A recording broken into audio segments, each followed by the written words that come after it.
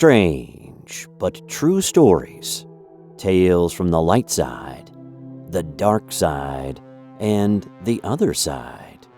I'm Steve White. What defines death? Or maybe the better question is, when is dead dead? That may sound like an easily answered question, but death has been determined in a variety of ways through human history. In the 1800s and before, if heart and lung function were not detected, the person was deemed to have passed on. Yet there were many cases of very sick or catatonic people being buried alive. Later in the 20th century, the cessation of brain activity was viewed as the end of life. Yet the heart and lungs could be pumped to keep the brain-dead person technically alive. And then there was the debate in 2002 about cerebral death versus whole brain death. By whatever definition science can apply, the people in the following stories were certifiably dead. But yet, according to the people who sent in these stories, each found a way to reach from beyond the grave to deliver a message. The following 3 stories were submitted to us at strangebutTrueStories2@gmail.com. When my mother was a little girl growing up in Maryland, she was very close to her grandmother. That's not incredibly unusual. Many children are very fond of their grandparents and spend a lot of time with them. But by the way my mother talked about her memories of her grandmother, it was very evident they were incredibly close. When she was 8, she spent every weekend with her grandmother, going shopping on Saturdays that always seemed to include a special lunch spot, and then playing bingo on Saturday nights at the local firehouse. Sunday was for church, and then a stop at her favorite bakery on the way home. My mother mentioned how the two of them talked for hours and hours. She taught my mother about kindness and about the family history. Through my mom's adolescent years, from 1968 through 1975, they spent a lot of time together, and my mother became who she is today, a sweet and gentle and kind person because of her grandmother. In 1980, 10 years before I was born, my great-grandmother died of kidney failure. It was very difficult on the whole family, but in particular on my mother. Years went by, and while the pain of her passing drifted away, the memories never faded. In 1985, 5 years after her grandmother passed away, my mom and dad were living in Laurel, Maryland, about 45 minutes away from Silver Spring, where my great-grandmother had lived. One day, my mom and dad had a horrible argument. It was very heated, and it became physical. My mother told me many years later how devastated that altercation had left her. She remembered that she was crying hysterically a short while after the yelling had stopped when the phone rang. She composed herself enough to answer it and said, "Hello?" She heard static on the line and repeated, "Hello?" Still nothing other than static. Before she hung up, she said one more time, "Hello." That is when she heard her grandmother's distinctive voice ask, "Are you all right?" Her grandmother's voice had been recognizably deep and raspy when she was still living. There was no question in my mother's mind that this was her grandmother's voice. After all the thousands of hours they had spent together, there was not a bit of doubt. But before my mother could get over her stunned silence and ask her anything, the static rose and the call disconnected. After that brief call, my mother says she was reassured and always knew that the lady she calls Little Gra is never far away and always watching over us. Back in 2002, I was living in I guess you could call it a creepy house. A lot of paranormal stuff seemed to happen while I lived there. I even did an interview with paranormal investigator Brad Steiger, and Brad said there were parts of my story that gave him goosebumps. For this story, you need to know that my mother died about a year prior to this event. I was taking a shower, getting ready to go with my sister to Indianapolis later that day. I turned off the water, and I heard the answering machine beep and the tape rewind. I thought it was my sister calling to see if I was ready to go yet. I wrapped a towel around me and walked into my bedroom where my old landline phone was located. I noticed that the light was blinking really fast. That was odd. It was flashing a lot faster than it normally did. It was usually a slow blinking pale red light to let you know you had a message waiting. Oh well, nothing to be concerned about. I pushed the playback button and started to walk away. I took 2 steps and froze dead in my tracks. My mom's voice was coming from the answering machine. My mother, who had been dead for about a year, was speaking to me. She said, "Darlene? Darlene? Pick up the phone, Darlene. Pick up the phone. I know you are there." And then I heard soft laughter, which did not sound like my mom's laugh at all.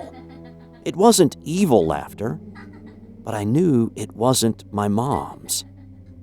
Chills ran down my spine as I listened to that voice. My mom's voice, coming out of the machine and filling the room. I felt the hair on the back of my neck stand up. My eyes watered as fear gripped me. I looked at the caller ID, but nothing came up. I picked up the phone and called my sister to tell her what had just happened. She didn't believe me, so I decided to let her hear it herself. I rewound the tape to play it back for her, but when I did, there was nothing but static. I tried to rationalize it for a long time after that. Maybe it was an old message, but that wouldn't explain the laughter at the end. And why was there only static? I had used this answering machine for many years. If it was a mind trick, or I heard something that wasn't there, somebody else's message should have been on playback. There were several other occurrences that happened at this house in the nearly 12 years me and my family lived there. After hearing my story, the paranormal investigator Brad Steiger thought that my house may be sitting in a vortex to the spirit world. Whatever it was that happened that day, it was incredibly creepy. My name is Jennifer. Back in 2012, my first love and high school sweetheart Tony and I separated after 20 years together. We had been married for 7 years and had 2 kids. Even though I knew it was for the best, I was devastated. I do not do well with change. I wallowed in self-pity for a while and was still feeling a bit uneasy about the whole situation when Tony and I planned to meet for dinner to talk about sharing custody of the children. I was actually looking forward to this meal together. He had our children that night but had gotten a sitter. Then, about 10 minutes before we were supposed to meet, he called to cancel. All dressed up with nowhere to go, I decided to not waste a night out, so I called some friends to go get a margarita. Each friend I called already had plans and declined. I was upset, but I decided to go to my local pub alone. After all, it had been months since I had gone out, and it was affecting me.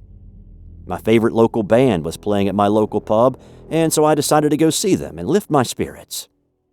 After a few minutes, I stepped out for a cigarette, and I ran into Dwight, a guy I had gone to high school with, and we had worked together at a local grocery store.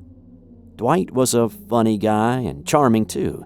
We talked for a little while, and he asked how Tony was doing. I explained what had happened. He talked about his divorce and his kids, and we seemed to click. We talked a little bit longer, rekindled our friendship, and then, after a short while, we started dating. We did everything together: fishing, hunting, camping, hiking. Unlike with Tony, we did everything together and had so much in common. He became my best friend and my love. We both had our kids on the same scheduled days, and then with our exes on the other days. We had the perfect balance of family time and alone time. We fell in love fast. A year later, I moved in with him on his family farm, and every day was an adventure. He purchased a dirt bike. He loved riding that thing. He wasn't a daredevil or Evel Knievel. He wore all the protective gear, but he loved showing off that bike to his friends. He built a track and invited everyone he knew to come and ride.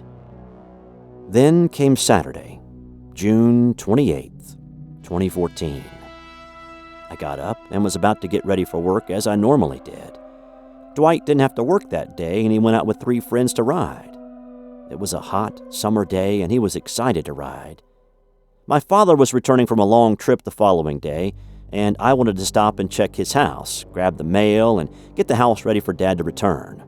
I decided to leave the farm and instead go to my father's house to get ready. I figured it would save time, and then I would head into work. I got to Dad's. Animals were good. I brought the mail in and took the trash out. I got in the shower. As I got out of the shower, I heard my cell phone ringing. It was my ex-husband, Tony. He told me he was on his way to get me. Dwight had gotten into a dirt bike accident.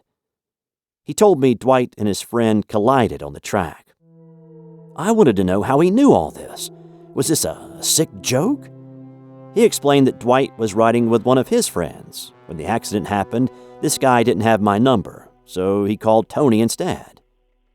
My world flipped upside down. Tony rushed me to the hospital, and I raced into the ER. I watched as they worked on Dwight. They did their best. But I watched life leave Dwight's body. I was inconsolable. Dwight, my best friend, was gone from this world, just like that.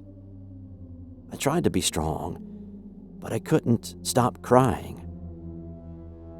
A few weeks passed. My kids were at Tony's house. I was home alone, wanting nothing more than to just see Dwight again, to hear his voice. So I watched videos we took while hiking and camping and four-wheeling. I fell apart crying on my bed. A video of us on my phone was playing, and that's when I heard, Jennifer, I'm right here. Stop crying for me. Get some sleep. I'm right here, all right? I'm right here. I froze. I thought I had lost it, thought I was cracking up, hearing what I wanted to hear. I rewound the video on my phone. It was a simple video I had shot about 2 weeks before he died, of him and me on the four-wheeler. I was holding my phone and recording us talking and laughing. In the video, I hop off the bike and Dwight rides away from me. In the noise of the four-wheeler pulling away, I could hear that message in Dwight's whispered voice. Jennifer, I'm right here. Stop crying for me. Get some sleep. I'm right here, all right? I'm right here. I played it back over and over. I felt so at peace hearing his voice and those words. I called Tony to come over so we could talk. I had to know what I was hearing could be heard by somebody else. I knew that he would be 100% honest with me. I explained how upset I was, that all I wished was to know Dwight was okay, but wondered if I was forcing the words I wanted to hear. I played the video for him twice. Tony was never a big believer in paranormal things, and certainly not life after death. He flipped out, grabbing his hair, pacing back and forth, almost yelling, but he kept saying, "Oh my God, Jennifer, it really is Dwight." Well, that was the only proof I needed from my biggest skeptic. That it wasn't me, or my imagination, or simple desperation. It was Dwight letting me know he was okay, which is all I had been praying about. I thank you for your amazing stories, and because of you, I was finally comfortable enough to share my story. You are welcome, Jennifer, and I'm glad you were able to find comfort. We appreciate you and the other 2 subscribers of Strange But True Stories sending us these amazing accounts. If you have a story you would like to tell us, maybe it's something that happened that you've only told your best friend in the strictest of confidence, we would love to hear it. No guarantees. Not all emails that we get make it into an episode. But if it helps you to put it out there, send it to strangebutTrueStories2@gmail.com. Tell us what you thought of this episode in the comments below. Subscribe if you haven't already, and sign up for notifications so you know when a new episode of SBT drops on YouTube. Thanks for watching this video. I'm Steve White. Until next time.